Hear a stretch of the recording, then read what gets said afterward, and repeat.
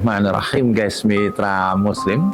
Kalau kita bicara haji, tentu banyak kisah inspiratif yang luar biasa. Salah satunya adalah kisah Uwais Al-Qarni. Uwais Al-Qarni ini adalah seorang pemuda yang sangat sayang pada ibundanya. Apapun yang diminta ibunya senantiasa diberikan. Tapi satu hal yang belum terpenuhi adalah permintaannya untuk naik haji karena keterbatasan ekonomi. Lalu Uwais Al-Qarni, sang pemuda ini beli seekor kambing. Setiap hari kambing itu dipanggung di pundaknya, dibawa ke atas bukit lalu turun lagi. Orang bilang sudah Uwais Al-Qarni mulai gila. Ternyata itu adalah proses melatih kekuatan fisiknya, karena dengan proses perjalanan waktu berat kambing itu juga akan semakin berat dan Uwais Al-Qarni kekuatannya juga semakin kuat. Nah, ketika musim haji tiba, ternyata apa yang dilakukan Uwais Al-Qarni adalah menggendong ibunya dari Yaman menuju Mekah Roma untuk menunaikan ibadah haji. Itu sesuatu yang sangat luar biasa, sehingga Uwais Al-Qarni ini diberikan keistimewaan oleh Allah Subhanahu wa Ta'ala. Setiap doa-doanya senantiasa dikabulkan oleh Allah Subhanahu wa Ta'ala. Lalu kemudian yang kedua adalah kisah Abdullah bin Mubarak. Dia adalah seorang ulama yang sangat luar biasa, solehnya, ilmunya. Dia berangkat haji. Nah, ketika berangkat haji di tengah jalan, dia melihat seorang ibu yang dengan anaknya yang sementara makan bangkai, dan kemudian dilarang oleh Abdullah bin Mubarak, jangan kemakan itu karena itu haram, karena itu adalah hukumnya bangkai, makan bangkai tidak boleh. Tetapi apa yang dikatakan oleh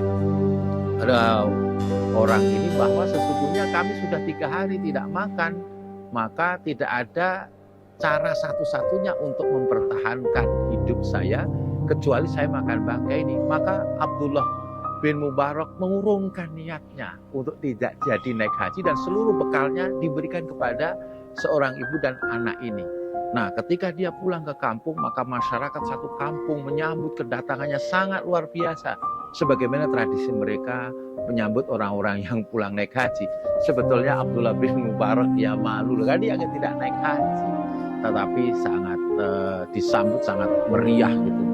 Terus akhirnya disampaikanlah kepada mereka bahwa dia tidak naik haji. Tapi apa kata mereka, teman tetangga satu daerahnya naik haji?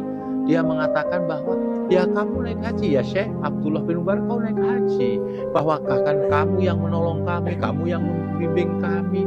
Dia kaget. Akhirnya dia tidur, dalam tidurnya dia bermimpi bahwa sesungguhnya malaikat yang telah menggantikan posisi daripada Abdullah bin Mubarak naik haji. Dan dia termasuk haji yang mabrur walaupun dia tidak sampai ke Mekah Al-Mukarramah. Yang ketiga adalah seorang ulama yang namanya Hatim. Hatim ini adalah seorang ulama yang pas-pasan hidupnya, akhirnya dia naik haji, lalu kemudian dengan biaya yang pas-pasan, dan di rumah hanya diberikan bekal hanya cukup untuk 3 hari saja. Akhirnya anaknya yang solihah, yang baru umur 10 tahun, ya abang berangkatlah kau naik haji, biarlah kami di rumah. Maka ulama ini berangkat untuk menunaikan ibadah haji. Sampai di jalan, ulama ini ternyata ketua rombongannya pingsan, lalu kemudian dia ruqyah. Setelah dia ruqyah sembuh, lalu kemudian memberikan sedekahlah sebagian kepada ulama Hatim itu. Lalu di rumah ternyata bekalnya pas 3 hari kehabisan. Anak-anaknya pada marah semua kepada anaknya yang umur 10 tahun. Akhirnya dia mengatakan, ayah ini hanya sebagai makhluk, sedang yang memberi rezeki adalah Ar-Razzaq, itu Allah Subhanahu wa Ta'ala. Ketika itu Abu Ja'far sebagai Amirul Mukminin lagi sementara patroli pas di depan rumahnya Hatim. Karena izin Allah dia kehausan yang sangat luar biasa, hampir-hampir pingsan. Akhirnya dia ketuk rumah itu, ditanya apakah ada air syuk, itu ya ada. Dengan air gelas yang rasanya sangat luar biasa. Ditanya, ini rumah siapa? Ini adalah rumahnya ulama Hatim. Akhirnya Masya Allah, ternyata luar biasa. Kemana dia dalam menunaikan ibadah haji?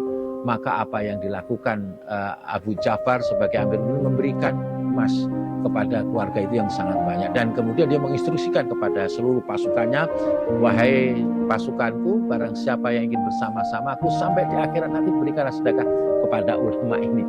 Lalu semuanya memberikan sedekah kepada keluarga Hatim, dan alhamdulillah akhirnya keluarga Hatim dan Hatimnya sendiri menjadi kecukupan karena kesungguhan. Karena Al-Quran menyatakan walladzina jahadu fina lanahdiyalahum subulana.